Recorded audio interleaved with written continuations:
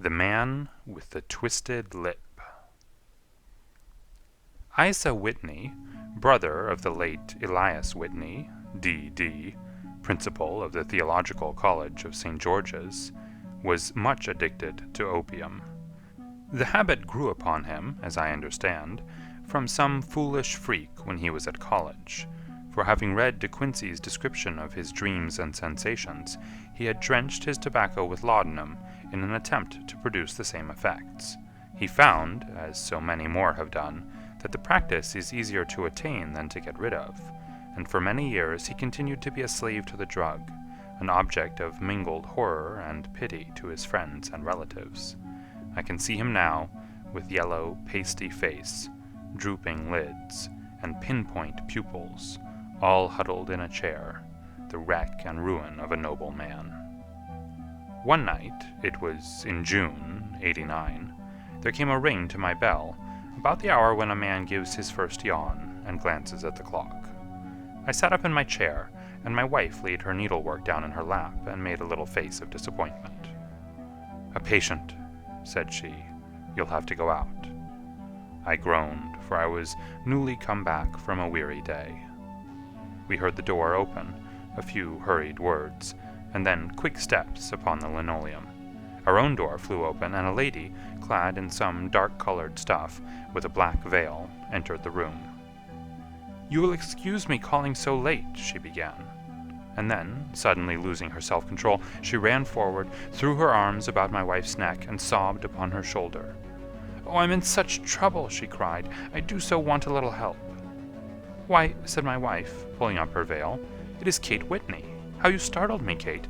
I had not an idea who you were when you came in." "I didn't know what to do, so I came straight to you." That was always the way. Folk who were in grief came to my wife, like birds to a lighthouse. "It was very sweet of you to come. Now, you must have some wine and water and sit here comfortably and tell us all about it. Or should you rather that I sent James off to bed?" "Oh, no, no, I want the doctor's advice and help, too. It's about Isa. He has not been home for 2 days. I'm so frightened about him." It was not the first time that she had spoken to us of her husband's trouble, to me as a doctor, to my wife as an old friend and school companion. We soothed and comforted her by such words as we could find. Did she know where her husband was? Was it possible that we could bring him back to her? It seems that it was. She had the surest information that of late he had, when the fit was on him, made use of an opium den in the farthest east of the city. Hitherto his orgies had always been confined to one day, and he'd come back, twitching and shattered, in the evening. But now the spell had been upon him 48 hours, and he lay there, doubtless among the dregs of the docks, breathing in the poison or sleeping off the effects. There he was to be found, she was sure of it, at the Bar of Gold, in Upper Swandam Lane. But what was she to do? How could she, a young and timid woman, make her way into such a place and pluck her husband out from among the ruffians who surrounded him? There was the case, and of course there was but one way out of it. Might I not escort her to this place? And then, as a second thought, why should she come at all? I was Isa Whitney's medical adviser, and as such I had influence over him. I could manage it better if I were alone. I promised her on my word that I would send him home in a cab within 2 hours if he were indeed at the address which she had given me. And so in 10 minutes I had left my armchair and cheery sitting room behind me, and was speeding eastward in a hansom on a strange errand, as it seemed to me at the time, though the future only could show how strange it was to be. But there was no great difficulty in the first stage of my adventure. Upper Swandam Lane is a vile alley, lurking behind the high wharves which line the north side of the river to the east of London Bridge. Between a slop shop and a gin shop, approached by a steep flight of steps leading down to a black gap like the mouth of a cave, I found the den of which I was in search. Ordering my cab to wait, I passed down the steps, worn hollow in the center by the ceaseless tread of drunken feet, and by the light of a flickering oil lamp above the door, I found the latch and made my way into a long, low room, thick and heavy with the brown opium smoke, and terraced with wooden berths, like the forecastle of an emigrant ship. Through the gloom one could dimly catch a glimpse of bodies lying in strange, fantastic poses, bowed shoulders, bent knees, heads thrown back, and chins pointing upward, with here and there a dark, lackluster eye turned upon the newcomer. Out of the black shadows there glimmered little red circles of light, now bright, now faint, as the burning poison waxed or waned in the bowls of the metal pipes. The most lay silent, but some muttered to themselves, and others talked together in a strange, low, monotonous voice, their conversation coming in gushes, and then suddenly tailing off into silence, each mumbling out his own thoughts and paying little heed to the words of his neighbor.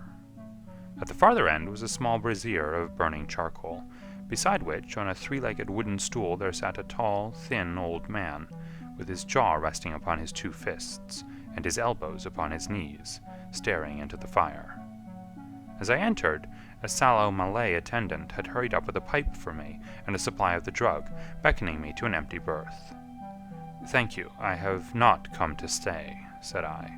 "There is a friend of mine here, Mr. Isa Whitney, and I wish to speak with him." There was a movement and an exclamation from my right, and peering through the gloom I saw Whitney, pale, haggard, and unkempt, staring out at me. "My God, it's Watson," said he. He was in a pitiable state of reaction, with every nerve in a twitter. "I say, Watson, what o'clock is it?" "Nearly 11. "Of what day?" "Of Friday, June 19th. "Good heavens! I thought it was Wednesday. It is Wednesday. What do you want to frighten a chap for?" He sank his face onto his arms and began to sob in a high treble key.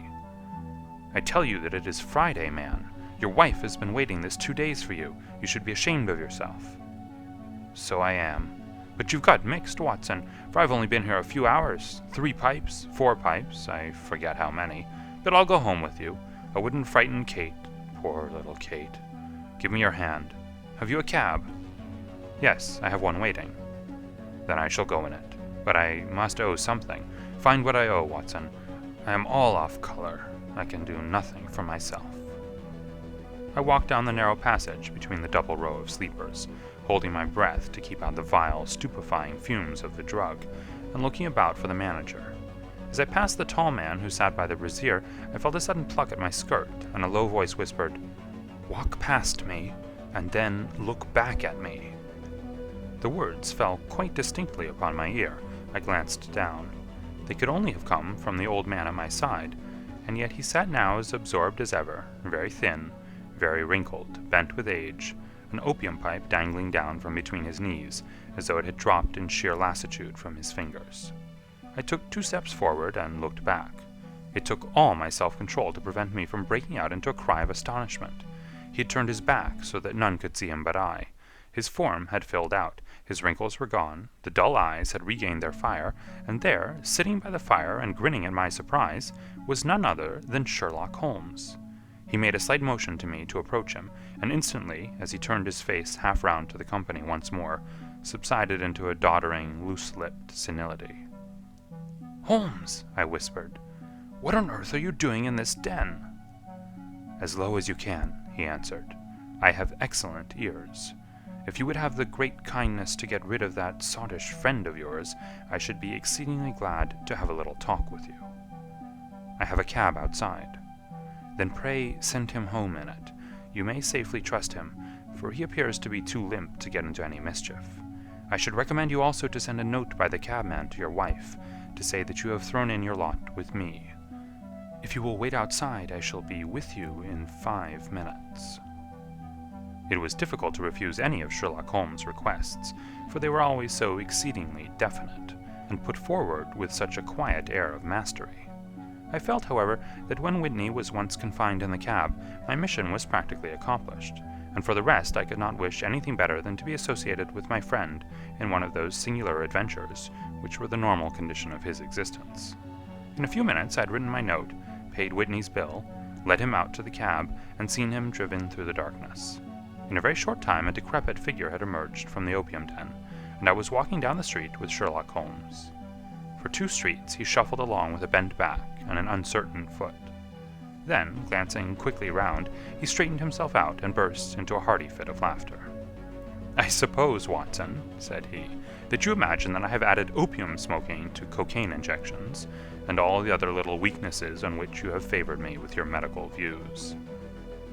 I was certainly surprised to find you there, but not more so than I to find you. I came to find a friend, and I to find an enemy." "An enemy?" "Yes, one of my natural enemies, or shall I say, my natural prey. Briefly, Watson, I am in the midst of a very remarkable inquiry, and I have hoped to find a clue in the incoherent ramblings of these sots, as I have done before now. Had I been recognized in that den, my life would not have been worth an hour's purchase, for I have used it before now for my own purposes, and the rascally Lascar who runs it has sworn to have vengeance upon me.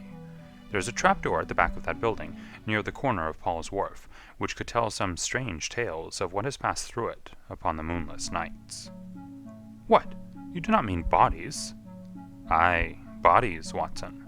We should be rich men if we had £1,000 for every poor devil who had been done to death in that den. It is the vilest murder trap on the whole riverside, and I fear that Neville St. Clair has entered it, never to leave it more. But our trap should be here." He put his 2 forefingers between his teeth and whistled shrilly, a signal which was answered by a similar whistle from the distance, followed shortly by the rattle of wheels and the clink of horses' hoofs. "Now, Watson," said Holmes, as a tall dog-cart dashed up through the gloom, throwing out 2 golden tunnels of yellow light from its side lanterns, "you'll come with me, won't you?" "If I can be of use."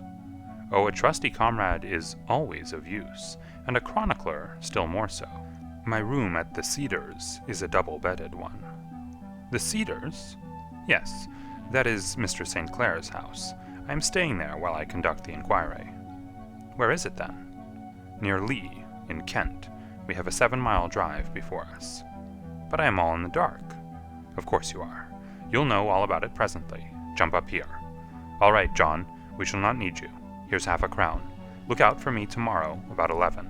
Give her head. So long, then." He flicked the horse with his whip, and we dashed away through the endless succession of somber and deserted streets, which widened gradually until we were flying across a broad balustraded bridge, with the murky river flowing sluggishly beneath us. Beyond lay another dull wilderness of bricks and mortar, its silence broken only by the heavy, regular footfall of the policeman, or the songs and shouts of some belated party of revelers. A dull wrack was drifting slowly across the sky, and a star or two twinkled dimly here and there through the rifts of the clouds. Holmes drove in silence, with his head sunk upon his breast, and the air of a man who is lost in thought, while I sat beside him, curious to learn what this new quest might be which seemed to tax his powers so sorely, and yet afraid to break in upon the current of his thoughts.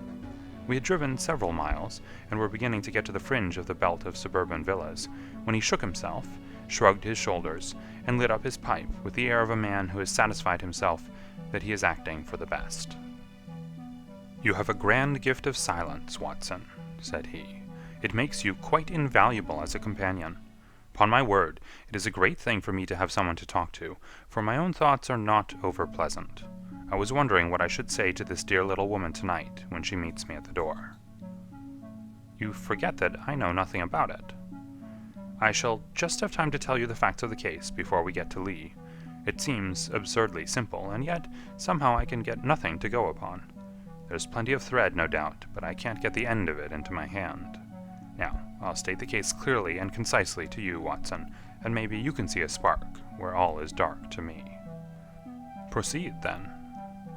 "Some years ago, to be definite in May 1884, there came to Lee a gentleman, Neville St. Clair by name, who appeared to have plenty of money. He took a large villa, laid out the grounds very nicely, and lived generally in good style. By degrees he made friends in the neighborhood, and in 1887 he married the daughter of a local brewer, by whom he now has 2 children. He had no occupation, but was interested in several companies, and went into town as a rule in the morning, returning by the 5:14 from Cannon Street every night. Mr. St. Clair is now 37 years of age, is a man of temperate habits, a good husband, a very affectionate father, and a man who's popular with all who know him. I may add that his whole debts at the present moment, as far as we've been able to ascertain, amount to £88 10 shillings, while he has £220 standing to his credit in the Capital and Counties Bank. There is no reason, therefore, to think that money troubles have been weighing upon his mind. Last Monday, Mr. Neville St. Clair went into town rather earlier than usual, remarking before he started that he had 2 important commissions to perform, and that he would bring his little boy home a box of bricks. Now, by the merest chance, his wife received a telegram upon this same Monday, very shortly after his departure, to the effect that a small parcel of considerable value, which she had been expecting, was waiting for her at the offices of the Aberdeen Shipping Company. Now, if you are well up in your London, you will know that the office of the company is in Fresno Street, which branches out of Upper Swandam Lane, where you found me tonight. Mrs. St. Clair had her lunch, started for the city, did some shopping, proceeded to the company's office, got her packet, and found herself at exactly 4:35 walking through Swandam Lane on her way back to the station. Have you followed me so far? It is very clear. If you remember, Monday was an exceedingly hot day, and Mrs. St. Clair walked slowly, glancing about in the hope of seeing a cab, as she did not like the neighborhood in which she found herself. While she was walking in this way down Swandam Lane, she suddenly heard an ejaculation or cry, and was struck cold to see her husband looking down at her, and, as it seemed to her, beckoning to her from a second-floor window. The window was open, and she distinctly saw his face, which she describes as being terribly agitated. He waved his hands frantically to her, and then vanished from the window so suddenly that it seemed to her that he had been plucked back by some irresistible force from behind. One singular point, which struck her quite feminine eye, was that although he wore some dark coat, such as he had started to town in, he had on neither collar nor necktie. Convinced that something was amiss with him, she rushed down the steps, for the house was none other than the opium den in which you found me tonight, and running through the front room she attempted to ascend the stairs which led to the first floor. At the foot of the stairs, however, she met this Lascar scoundrel of whom I have spoken, who thrust her back and, aided by a Dane, who acts as assistant there, pushed her out into the street. Filled with the most maddening doubts and fears, she rushed down the lane, and by rare good fortune met in Fresno Street a number of constables with an inspector, all on their way to their beat.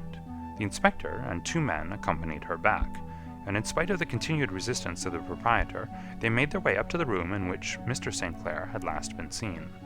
There was no sign of him there. In fact, in the whole of that floor there was no one to be seen, save a crippled wretch of hideous aspect, who it seems made his home there. Both he and the Lascar stoutly swore that no one else had been in the front room during the afternoon. So determined was their denial that the inspector was staggered, and had almost come to believe that Mrs. St. Clair had been deluded when, with a cry, she sprang at a small deal box which lay upon the table and tore the lid from it. Out there fell a cascade of children's bricks. It was the toy which he had promised to bring home. This discovery, and the evident confusion which the cripple showed, made the inspector realize that the matter was serious. The rooms were carefully examined, and results all pointed to an abominable crime. The front room was plainly furnished as a sitting room, and led into a small bedroom, which looked out upon the back of one of the wharves. Between the wharf and the bedroom window is a narrow strip, which is dry at low tide, but is covered at high tide with at least 4½ feet of water. The bedroom window was a broad one, and opened from below. On examination, traces of blood were to be seen upon the window-sill, and several scattered drops were visible upon the wooden floor of the bedroom. Thrust away behind a curtain in the front room were all the clothes of Mr. Neville St. Clair, with the exception of his coat. His boots, his socks, his hat, and his watch, all were there. There were no signs of violence upon any of these garments, and there were no other traces of Mr. Neville St. Clair.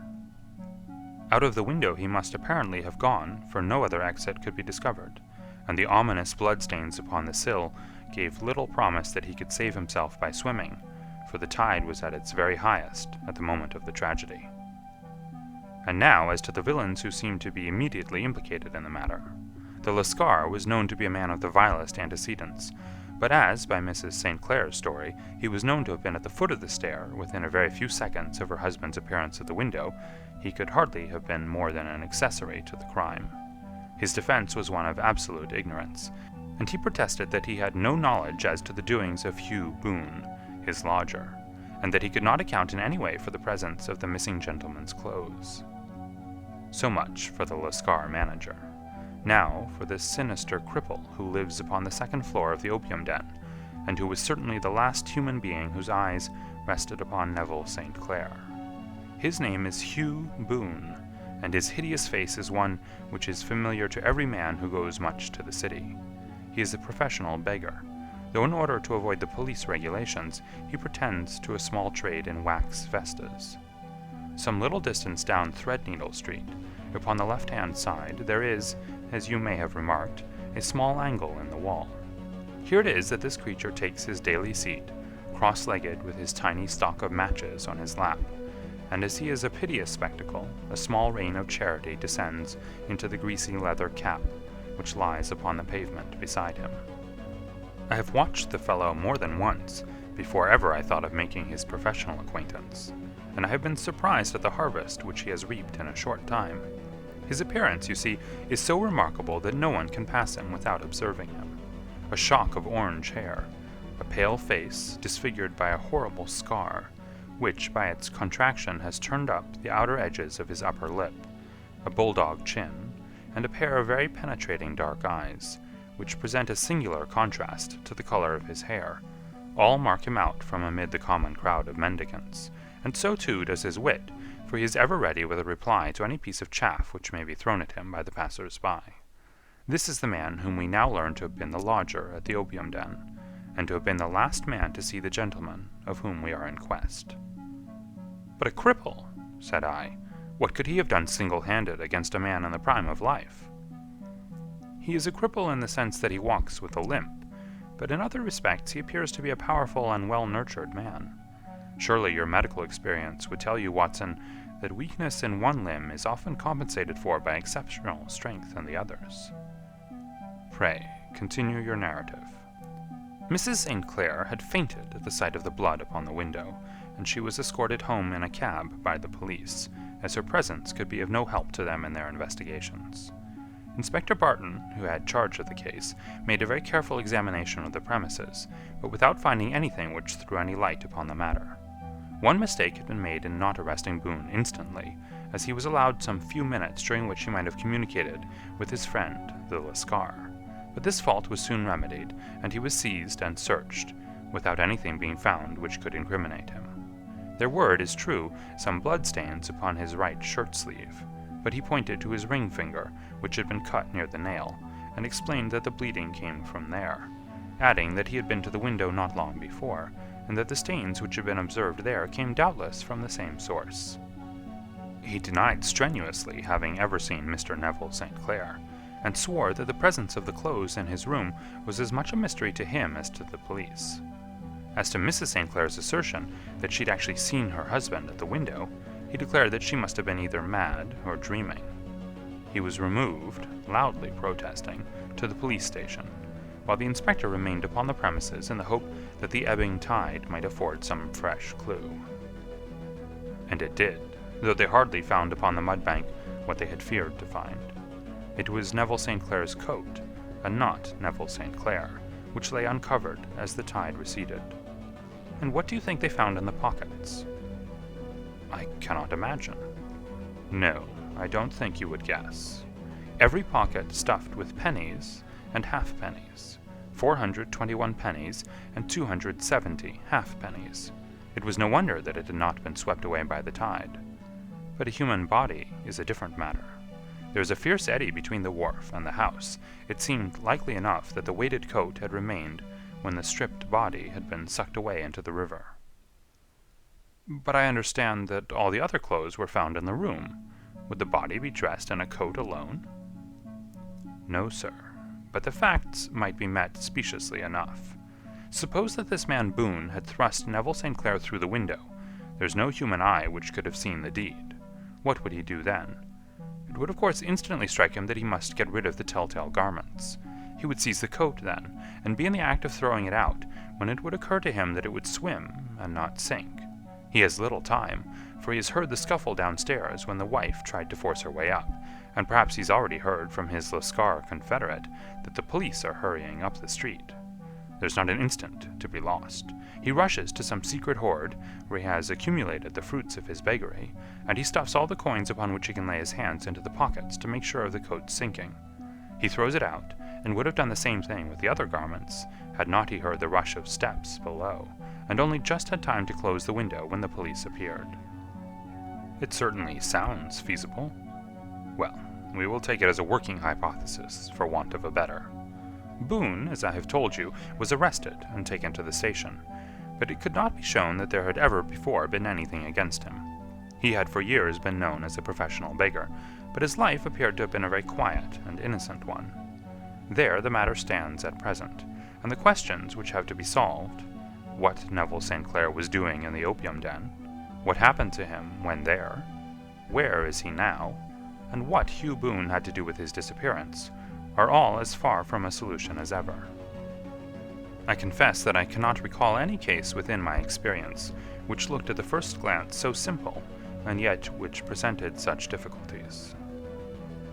While Sherlock Holmes had been detailing this singular series of events, we had been whirling through the outskirts of the great town until the last straggling houses had been left behind, and we rattled along with a country hedge upon either side of us. Just as he finished, however, we drove through 2 scattered villages, where a few lights still glimmered in the windows. "We are on the outskirts of Lee," said my companion. "We have touched on 3 English counties in our short drive, starting in Middlesex, passing over an angle of Surrey, and ending in Kent. See that light among the trees? That is the Cedars, and beside that lamp sits a woman whose anxious ears have already, I have little doubt, caught the clink of our horses' feet." "But why are you not conducting the case from Baker Street?" I asked. "Because there are many inquiries which must be made out here.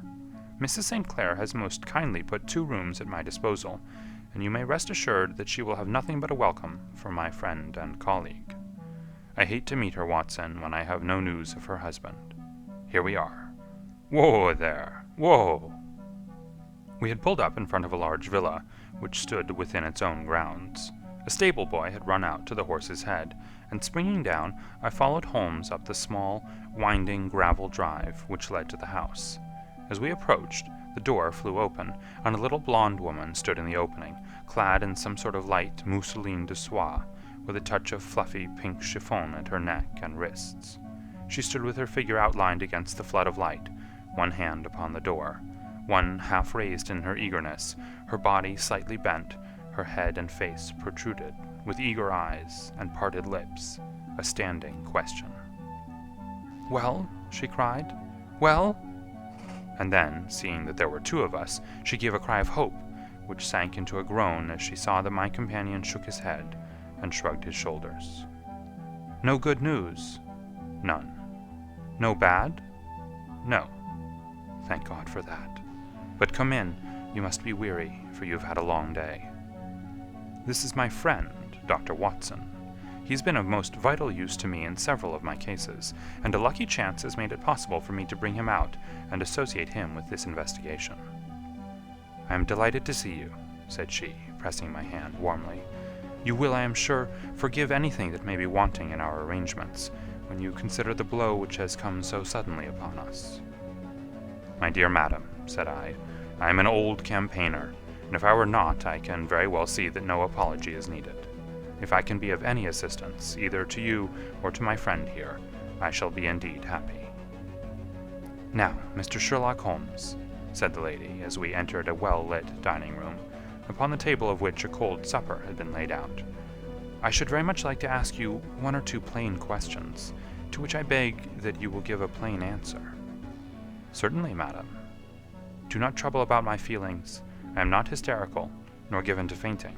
I simply wish to hear your real opinion." "Upon what point?" "In your heart of hearts, do you think that Neville is alive?" Sherlock Holmes seemed to be embarrassed by the question. "Frankly, now," she repeated, standing upon the rug and looking keenly down at him as he leaned back in a basket chair. "Frankly, then, madam, I do not." You think that he is dead? I do. Murdered? I don't say that. Perhaps. And on what day did he meet his death? On Monday. Then perhaps, Mr. Holmes, you will be good enough to explain how it is that I have received a letter from him today. Sherlock Holmes sprang out of his chair as if he'd been galvanized. What? He roared. Yes, today. She stood smiling, holding up a little slip of paper in the air. May I see it? Certainly.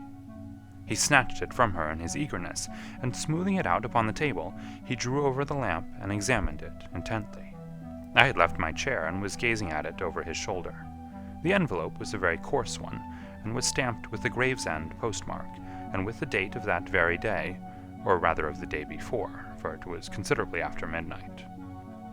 Coarse writing, murmured Holmes. Surely this is not your husband's writing, madam? No, but the enclosure is. I perceive also that whoever addressed the envelope had to go and inquire as to the address. How can you tell that? The name, you see, is in perfectly black ink, which has dried itself. The rest is of the grayish color, which shows that blotting paper has been used. If it had been written straight off and then blotted, none would be of a deep black shade. This man has written the name, and there has then been a pause before he wrote the address, which can only mean that he was not familiar with it. It is, of course, a trifle, but there is nothing so important as trifles. Let us now see the letter. Ha! There's been an enclosure here. Yes, there was a ring, his signet ring. And you are sure that this is your husband's hand? One of his hands? One? His hand when he wrote hurriedly. It is very unlike his usual writing, and yet I know it well. Dearest, do not be frightened. All will come well.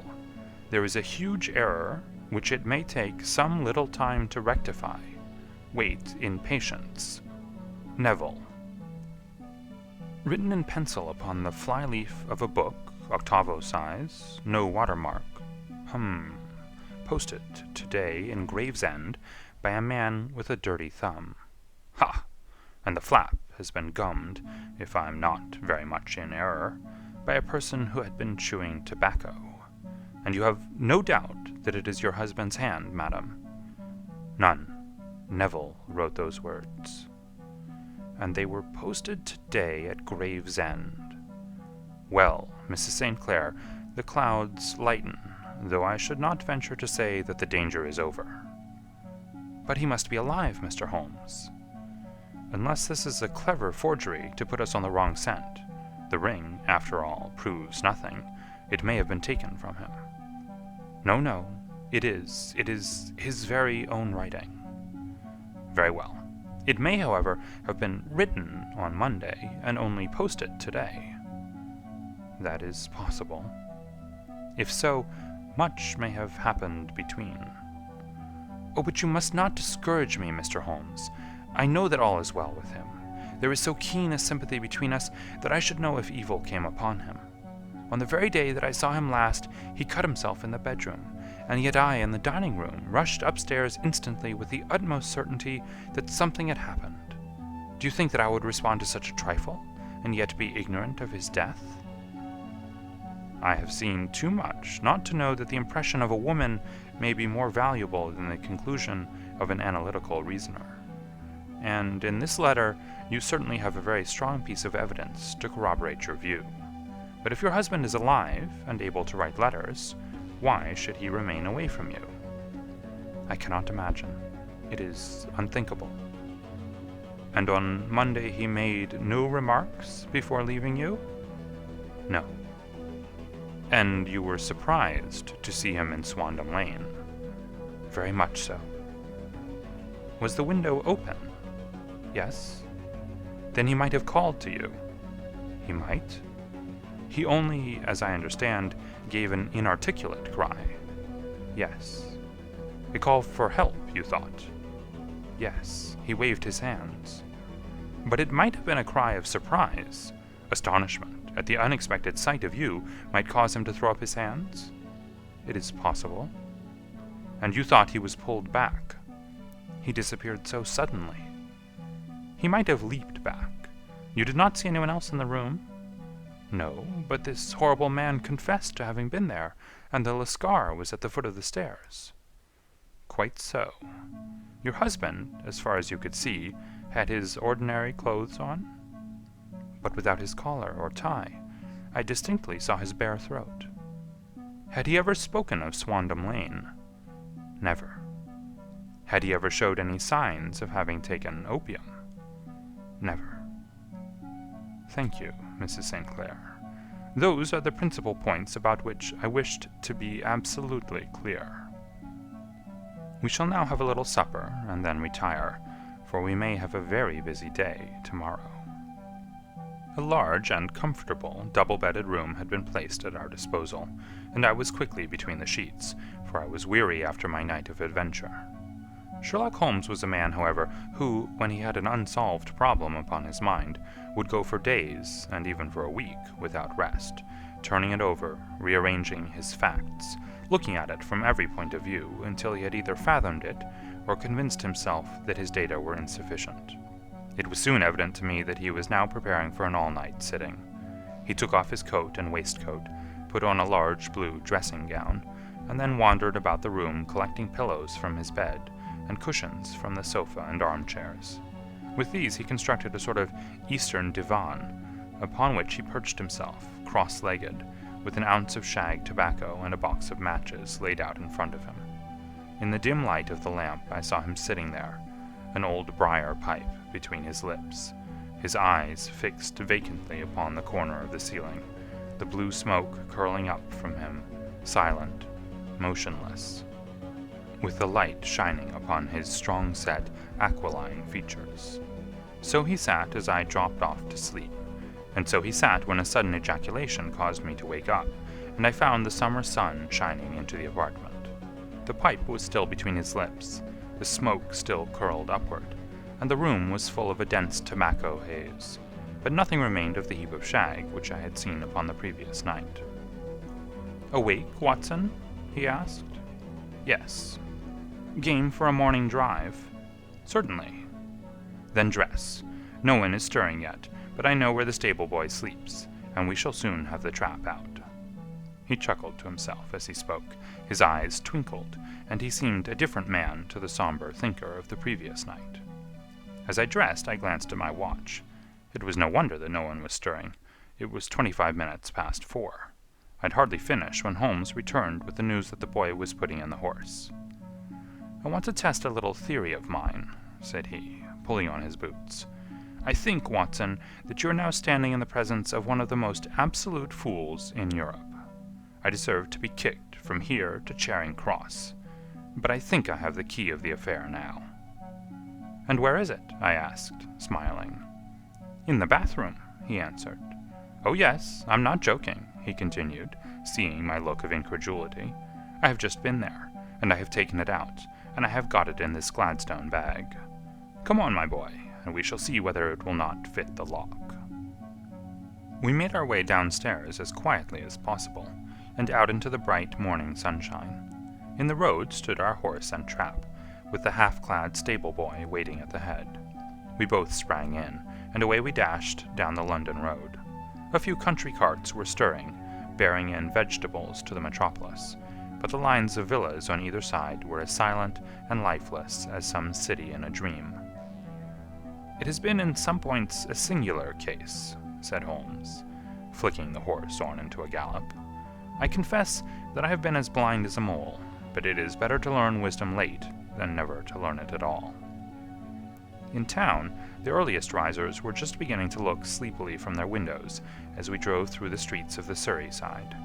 Passing down the Waterloo Bridge Road, we crossed over the river, and dashing up Wellington Street, wheeled sharply to the right, and found ourselves in Bow Street.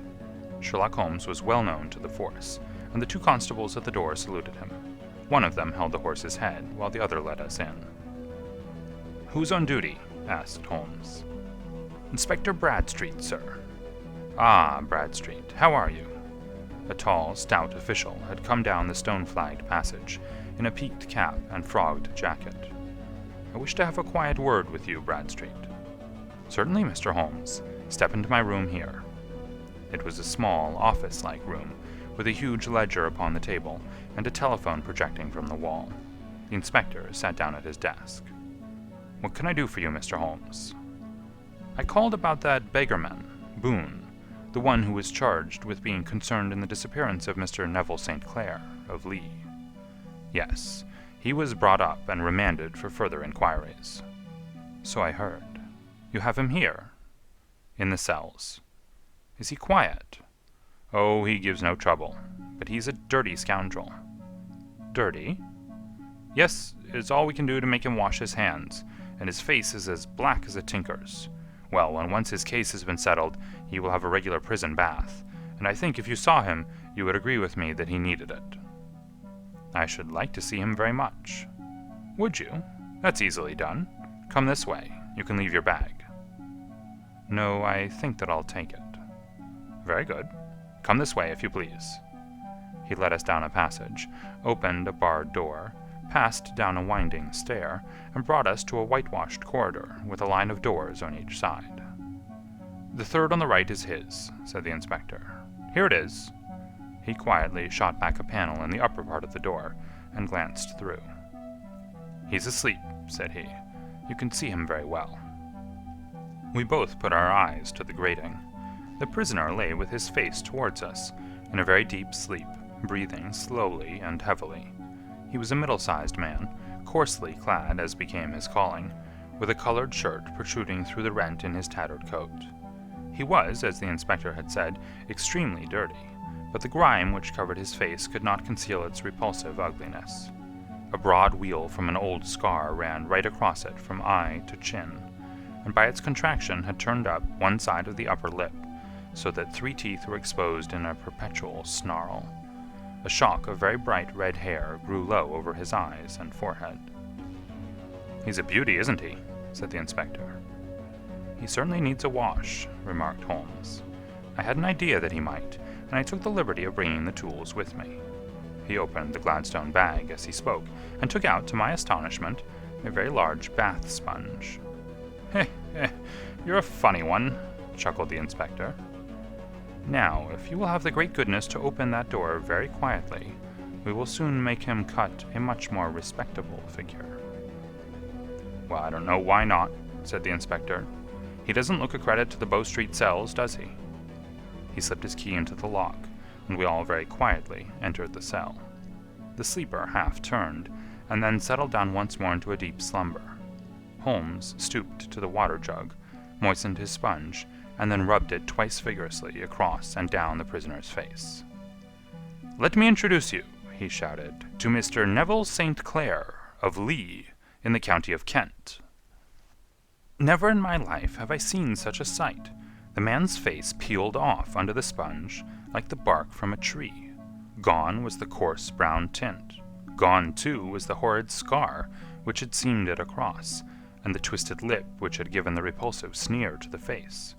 A twitch brought away the tangled red hair, and there, sitting up in his bed, was a pale, sad-faced, refined-looking man, black-haired and smooth-skinned, rubbing his eyes and staring about him with sleepy bewilderment.